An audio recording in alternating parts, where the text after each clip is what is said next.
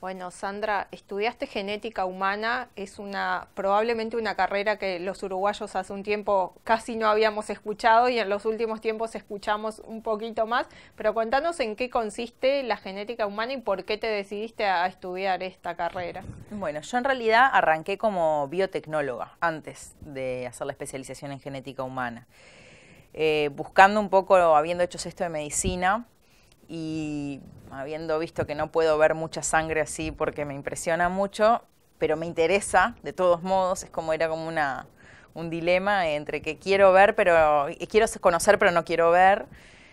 Así fue como pude llegar a la biotecnología y bueno, fue como un área en donde realmente se estudia toda la parte, mucho biología molecular, funcionamiento, digamos, de lo que es la biología, pero sin ver al paciente, o sea, a partir de la muestra de sangre, y eso ya era suficiente. Estando dentro de la carrera de biotecnología, lo que más me interesó fue la genética humana, bueno, y ahí fue que decidí hacer mi maestría en ese área, en la parte de investigación. Hice una investigación, más allá de la parte, digamos, de los cursos teóricos, una investigación en un laboratorio que se dedicaba a estudiar albinos, y bueno, eso fue el máster.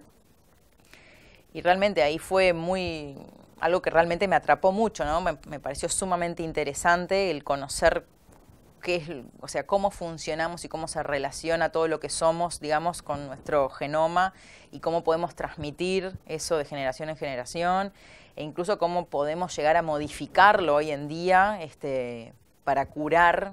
Es como una cosa, es increíble, ¿no? Contanos específicamente, me imagino que esto se desarrolló mucho a partir de que se hizo, ¿no?, la primer transcripción del primer genoma humano. Con el genoma humano, que fue en los primeros años del año 2000, 2003, si no me equivoco, obviamente que el salto que dio la genética, la biología molecular fue muy, muy grande.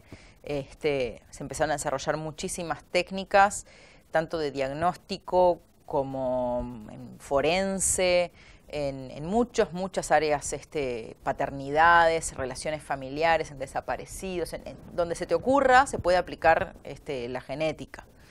Creo que no hay especialización de la medicina que en algún punto no toque la genética, porque a ver, es parte de lo que somos, ¿no? Que no se utilice, no se conozca todavía es otra cosa. Pero hoy en día, si pensamos ginecología, oncología, medicina interna, cualquier tipo de especialidad dentro de la medicina tiene su área en estudios genéticos.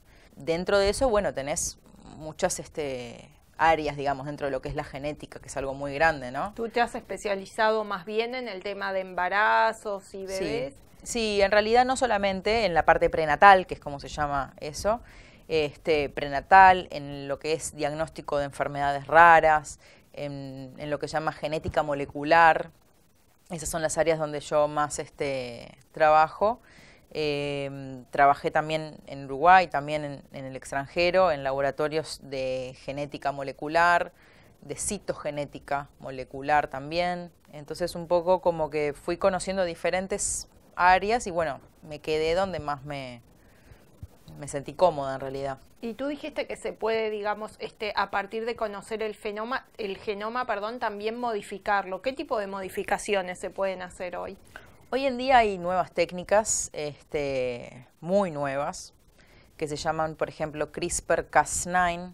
Es una metodología que en realidad lo que hace es ir a la parte del genoma en donde hay algún tipo de aberración y simplemente cambiarla, arreglarla. Es como borrar y escribir de vuelta la letra correcta. ¿Eso en Uruguay ya está disponible?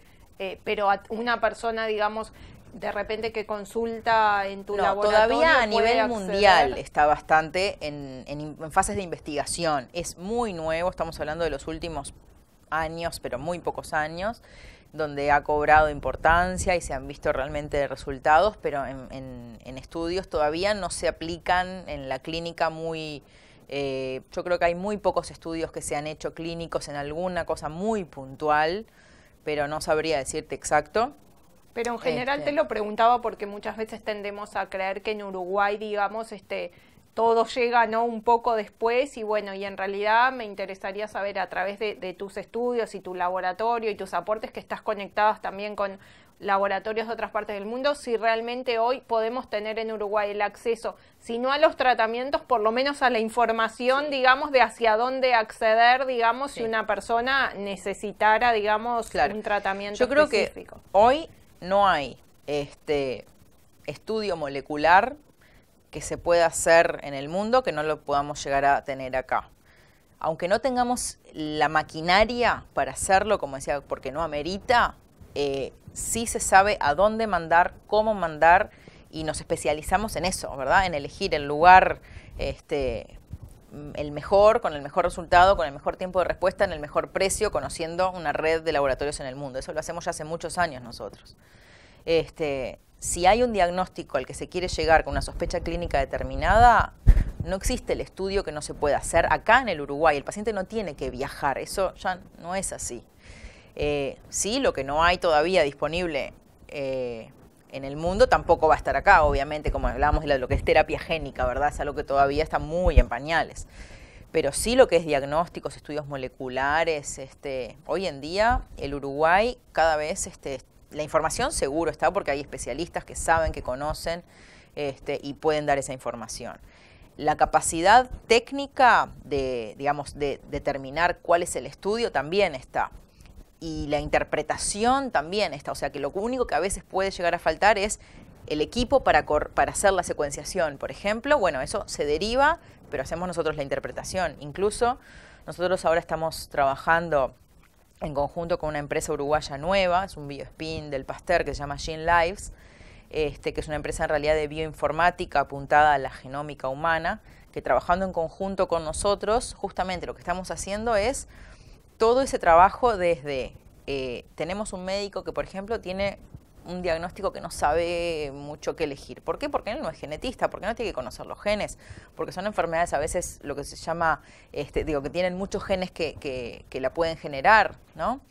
Entonces, es muy complejo indicar el estudio adecuado. Bueno, para eso estamos nosotros como especialistas en genética, para decirle, bueno, nosotros te armamos, por ejemplo, un panel que incluya todos esos genes, ¿verdad?, que pueden llegar a relacionarse. Hacemos el estudio, ¿verdad?, en el extranjero, porque se manda ese ADN, que nosotros hacemos la extracción de la sangre, del ADN acá, mandamos ese ADN, se secuencia y nos mandan un archivo que son muchísimas letras que obviamente no dicen nada. Pero acá, con esta empresa GenLives de bioinformática, justamente lo que hacemos es eso. Ellos se encargan del análisis bioinformático, ¿ah? Y con médico genetista lo que hacemos es la interpretación de cada una de esas variantes que se encuentran, darle un sentido, ¿verdad? Una explicación. Eso es algo que ya se hace acá en el Uruguay y eso es nuevo. Contame cómo influye a nivel personal, en tu caso, ¿no? Como profesional del área, uno a veces me imagino que cuanto más sabe de un tema, no sé si más se persigue a uno mismo, o más quiere saber, o se hace estudios a sí mismo y a sus miembros de la familia, o tratás igual de mantenerlo un poco al margen. Yo creo que un poco al margen se mantiene, ¿sí? De todos modos, alguna cosa puntual. Por ejemplo, yo personalmente creo en el beneficio del estudio de prevención, sí me lo hago yo. Otros estudios, no. Obviamente que el estar en el marco te acerca muchísimo a conocer, a hacerlo más simple, etcétera, ¿no? Tú viviste en el exterior y volviste a Uruguay. ¿Te sentís como lejos de los avances en otra parte del mundo o igual estás conforme y crees que hoy a través de la tecnología y las comunicaciones y que uno puede ir a congresos igual recibís toda la información? No, realmente yo no me siento lejos. Primero que digo, en cuanto a donde estés ubicado en el mundo, nunca pasa todo en donde vos estás. O sea, siempre tenés que estar constantemente actualizándote y conociendo técnicas y participando en congresos, leyendo, bajando artículos nuevos. Es como que hoy en día la globalización te permite estar un poco al tanto de todo en donde quiera que estés, simplemente con una computadora. Entonces yo realmente no me siento lejos. Hay metodologías que acá tal vez no se hacen, pero no implica que estemos por debajo del nivel porque no tengamos el equipo, digamos. Es como decía hoy, la capacidad intelectual sí está y simplemente no tiene sentido el hacer el estudio acá porque somos una población muy chica, la población total, de ahí la población con determinadas características para desarrollar determinados estudios. A veces nos pasa que para algunas enfermedades Nosotros hacemos diagnósticos 2 al año, 1 al año, porque son muy raras y porque en una población chica son más raras, entonces no tiene sentido. Hay otras cosas que sí, entonces es como buscar el punto en donde es útil, tiene sentido, le aporta a la población, económicamente también rinde, es como buscar un poco ese lugar, ¿no? Me imagino que también el hecho, como tú decías, de tener la información previa y poder hacer tratamientos adecuados o evitar la consulta o la peregrinación por muchos especialistas, son conscientes, digamos, por ejemplo, el Ministerio de Salud Pública y los centros de salud de que, digamos, realizando estos estudios, finalmente, en realidad, aunque sean costosos, podrían ahorrar, digamos, con lo que se evitan, digamos, de medicaciones erróneas o de otros estudios, digamos, que realizan que tal vez no eran necesarios? Yo creo que es una excelente pregunta. Si son conscientes o no, creo que, o sea, yo no te lo puedo responder. Sí te puedo decir que en algunos casos sí se hacen estudios, más que nada en la parte de diagnóstico. Por ejemplo, BPS, la realidad es que estudios que manda de diagnóstico cubre en especial a niños con determinadas afecciones, sí los cubre. Creo que lugar para hacer más, sí hay mucho lugar para hacer más, en especial en la parte preventiva, sin duda. Pero es como que capaz que no soy la persona indicada para responderte. Y la última pregunta es, ¿cómo se relaciona, digamos, esto con el tema del envejecimiento? Hoy ha aumentado mucho la expectativa de vida y, como comentamos en algún momento, la gente quiere vivir más años, ¿no? Y en mejor estado de salud, ¿no? Digamos, esta información, ¿qué permite, digamos, conducta generar, digamos, para justamente eso, vivir más años, digamos, en buen estado de salud? ¿Aporta también desde ese punto de vista? Sí, sin duda. Lo que vos decís es una realidad, o sea, la expectativa de vida ha crecido, por ende también la maternidad se ha postergado y así muchas cosas, ¿no? Entonces, todos esos estudios nos aportan, primero, como decís, en la parte preventiva, sí, sin duda, saber que vamos a vivir más años y cosas que capaz antes no llegábamos a desarrollar, ahora sí, pero... Este estudio, perdón, permite, digamos, obviamente, no en caso de accidentes, pero tener alguna información si es más probable que esta persona sea longeva, digamos, o no, sí, ¿da alguna información? Tiene algunos datos sobre ese tema, ¿no? Otra vez, son predisposiciones. Si a eso le sumamos nuestras acciones, eso es como que se multiplica, ¿verdad? El efecto. Pero sí tiene. Bueno, muchas gracias. A ti.